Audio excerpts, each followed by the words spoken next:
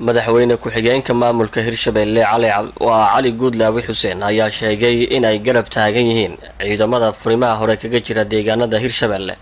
Waxa uu sheegay in ciidamadu ay yihiin kuwa u dhabar adeegay xaalado badan oo kala duwan oo soo martay, isla markaana ay yihiin kuwa weli u diyaarsan inay kula dagaalamaan al-shabaab deegaanada ay kaga sugan yihiin maamulka Hirshabelle ee hadda al-shabaab gacanta ku haya.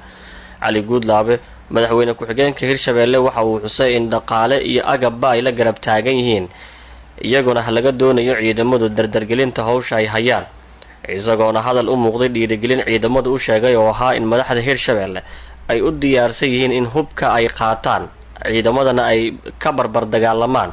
waxaana uu sheegay in diyaar ay u yihiin madaxda Hirshabelle inay la dagaalamaan al-shabaab hubkana ay qaataan.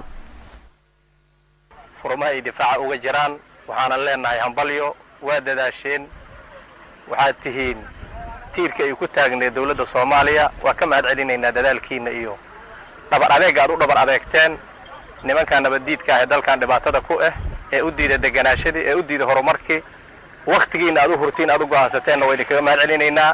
Hirshabelle haddii ilaahay raalli ka noqdo xoog iyo xoolo waxaan hayna waa idin la garab taaganahay, saacad walbana idin garab taagnaahayna, qoragaan qaadanaynaa. waxaan naga go'an deegaanadan in cadawga laga xoreeyo.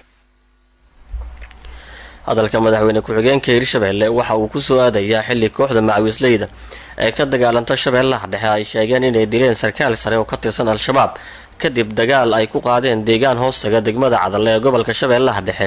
waxaana jirta in ciidamada dawladda Soomaaliya ee furimaha hore gobolka Shabeellaha Dhexe ku sugan ay baritaarayaan kooxda macawisleyda ee Shabeellaha Dhexe.